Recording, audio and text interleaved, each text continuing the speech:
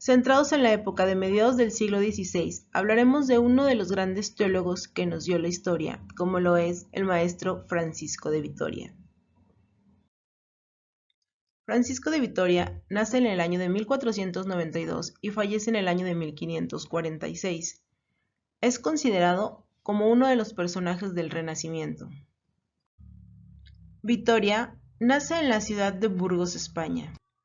Francisco de Vitoria nace en el año del descubrimiento de América, sobre la cual meditará tanto a lo largo de su vida. A Francisco de Vitoria se le conoce como el padre del derecho internacional, ya que responde a las problemáticas que se encontraban en su época. Realizó sus estudios y su formación teológica en la Universidad de París en el año de 1508 a 1523. Regresa a España a dar cátedra en la Universidad de Valladolid hasta el año de 1526 y posteriormente a ser catedrático teológico en la Universidad de Salamanca hasta el día de su muerte. A pesar de ser un brillante conferencista, nunca escribió ni publicó ningún libro, dado que tenía un problema crónico de reumatismo. Todo lo que encontramos sobre las lecciones de Francisco de Vitoria son los apuntes que tomaban sus alumnos de sus tan famosas relecciones o lecciones extraordinarias ante las universidades en pleno. Trataba los temas más controversiales de su época. ¿Por qué se gana Vitoria el título del padre del derecho internacional? Es que él no podía estar ajeno a los problemas de su época. Tiene un genio incomparable para hacer descender de las religiones, de la especulación abstracta, los grandes principios tomistas y relacionarlos con las cuestiones morales, jurídicas y políticas de su época. Él no reconoce él no reconocía a los reyes y emperadores como una autoridad, porque estos fueron por un derecho social, no por un derecho divino que se les fue asignado ese poder. Propone un proyecto de comunidad universal donde pertenezcan todos los hombres por naturaleza social, regido por un derecho natural y un derecho de gentes. En cuanto a la licitud de la guerra, afirma que mientras no exista autoridad universal que pueda ser juez cuando se ha conculcado el derecho natural o el derecho de gentes, el príncipe de la nación ofendida queda ocasionalmente constituido como juez competente para sentenciar y restablecer el derecho violado, imponiendo mediante la guerra la pena o sanción correspondiente a la nación agresora. Defendía en este sentido que los indios recién descubiertos en América no habían ofendido en ningún sentido a la nación de España, por lo tanto, no se les podía llegar a despojar de sus tierras ya que ellos eran propietarios de las mismas. Por tal motivo, hace una defensa de los indios recién descubiertos y conquistados. Daremos por extenso los argumentos del jurista español en defensa de los indios recién descubiertos y conquistados por los españoles en América. Continuando con los títulos no legítimos que defendía Vitoria, tenemos el primero, que el emperador no es el señor de todo el orbe. Por derecho natural los hombres son libres, excepto por un dominio paterno o un dominio marital. Luego nadie hay que por derecho natural tenga el dominio del mundo. El dominio y el gobierno han sido introducidos por el derecho humano y no son en consecuencia un derecho natural, por lo tanto el emperador no es señor de todo el mundo. Tenemos que el Papa no es el señor civil y temporal del orbe, hablando del dominio y la potestad civil que en sentido propio tenía. Claramente pues se ve por todo lo dicho, que los primeros españoles que navegaron hacia tierras de los bárbaros ningún derecho tenían consigo para ocuparlas y apropiarse de las mismas. Continuamos con el derecho del descubrimiento. El teólogo Vitoria pedía para los indios descubiertos en América el mismo trato que tenían los españoles. ya que los bárbaros eran verdaderos dueños de las tierras. Estas no fueron a ser conquistadas o apropiadas porque no existiera un propietario, no estuvieran ocupadas. De lo que habla el derecho de gentes es que si una tierra no está ocupada por nadie, el primero que llegue la conquista y se apropia de ella, pero en este caso no, por lo tanto no tenían el derecho de llegar a apropiarse de la misma. La imposición de la fe cristiana. De ninguna manera se justifica la ocupación del continente americano para imponerles la fe cristiana. Vitoria no estaba persuadido de que la fe cristiana haya sido hasta la presente de tal manera propuesta y anunciada a los bárbaros que estén obligados a creerla bajo un nuevo pecado. Ellos no desconocían que sus sacrificios humanos, el comer carne humana, era un pecado para otra cultura. Por lo tanto, se les imponía un miedo.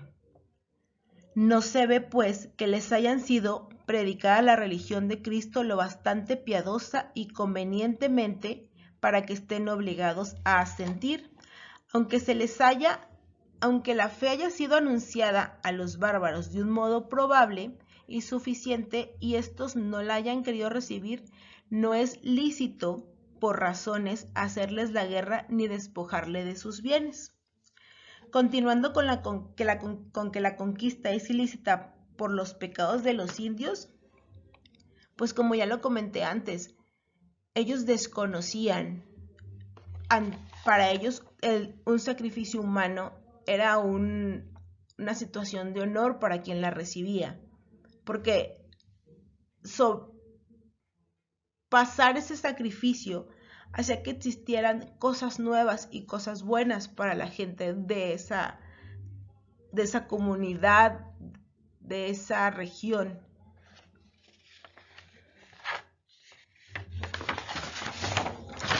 Continuamos con que no era válida la elección voluntaria, menos aún es válida la supuesta elección voluntaria de los indios a favor del rey de España, pues el miedo provocado por gentes armadas que rodeaban a una turba desarmada y medrosa vicia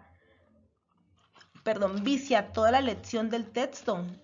Fueron obligados, ellos no podían defender, bueno, sí se defendieron, sí hubo una guerra, pero no tenían el mismo poder, no tenían las armas, no tenían caballos. Recordemos que todo este tipo de animales no existían en América, no existen los caballos, los traen los españoles, entonces era todo nuevo y hacer algo nuevo para los indios pues era algo de miedo, algo de temor y pues sí estaban en desventaja para poder ganar una guerra. Y luego llegan los españoles y se unen contra uno de los clanes o contra uno de los grupos que existía en América, que era rival de otro grupo. Entonces, al unirse y solo podemos decir lo que solo les dijeron que les iban a ayudar a pelear contra el enemigo, mas nunca les dijeron que se iban a apropiar de sus propiedades, de sus riquezas. Por último, el continente americano no es una donación especial de Dios. Es decir, para los españoles, el continente americano se entendió como una extensión de sus tierras, tener un poder más allá de lo que ya tenían, pero llegaron de forma arbitraria, porque el derecho de gentes, como ya lo comenté, indica que siempre y cuando esa tierra estuviera sola, sin un propietario, podías llegar y apropiarte de ella, pero en este caso los indios americanos eran los dueños de ella.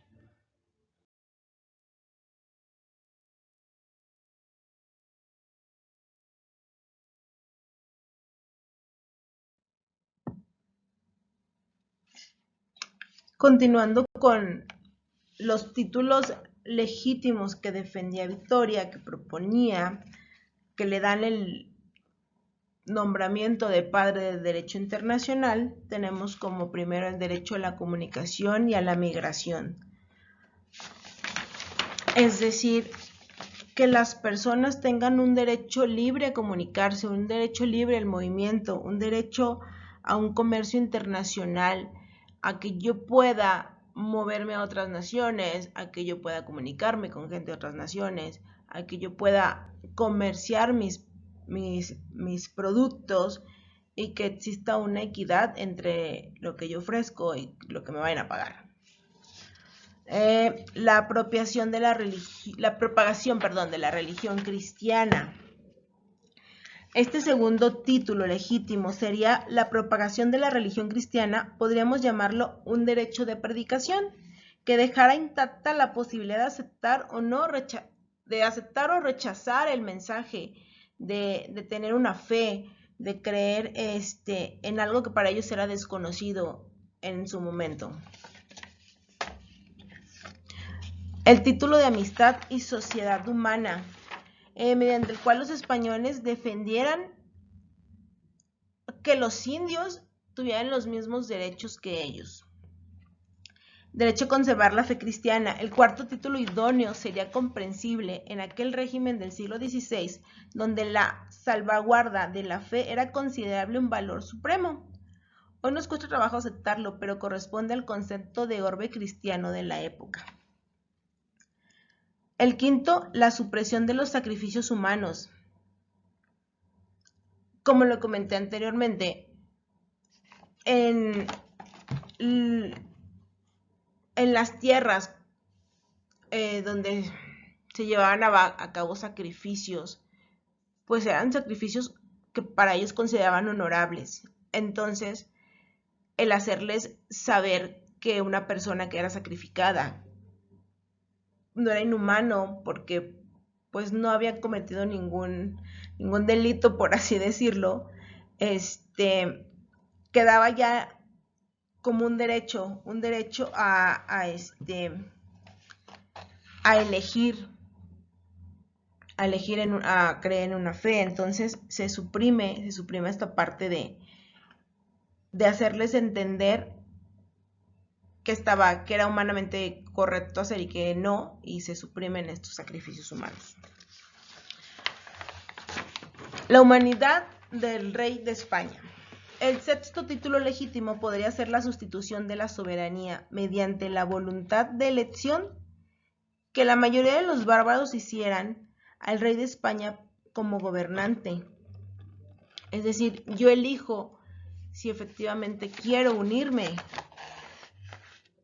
y recibo todo lo que les está ofreciendo España. La séptimo título por razón de amistad de alianza. El último título idóneo sería la ayuda de los pueblos aliados y amigos que los españoles podrían brindar.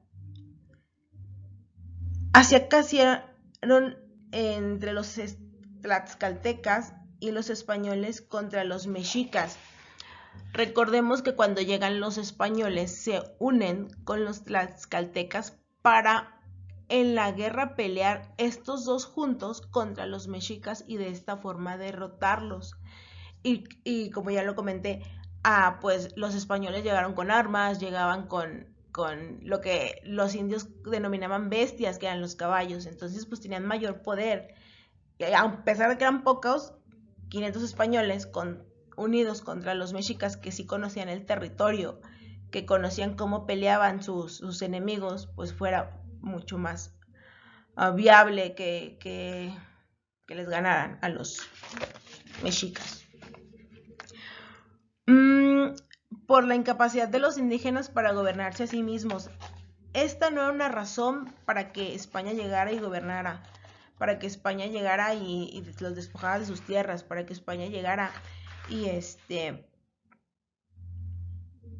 les impusiera muchas cosas que de cierta forma los indios americanos ya tenían una estructura, ya tenían una fe en algo, ya tenían una forma de gobierno. Entonces, toda esta parte era lo que defendía Vitoria, que estas personas recién conquistadas tuvieran esos derechos, tuvieran los derechos de elegir, tuvieran los mismos derechos de trato, que fueran dignificados. Todo esto de lo que ya les platiqué y que le trae consigo, como lo comenté a Francisco de Vitoria, el nombramiento de padre del derecho internacional, a pesar de que él no era maestro en derecho, no era economista, él como tal pues no podía estar ajeno a todo lo que pasaba, a todas las arbitrariedades, por así decirlo, que se estaban llevando contra los indios americanos recién descubiertos. Entonces sus proyectos, el estar debatiendo el que fueran los indios dignificados, pues es lo que, a pesar de que no existe libros que haya escrito él, a pesar de que todo lo que se conoce sobre sus lecciones son, como lo comenté, apuntes de sus propios alumnos, es lo que hace que sea un personaje muy importante de la época. Tanto así que una universidad lleva en Madrid como tal su nombre, Universidad Francisco de Vitoria. Y bien, finalizando, esto que les platiqué brevemente es la vida y las enseñanzas y lo que nos dejó el gran teólogo Francisco de Vitoria.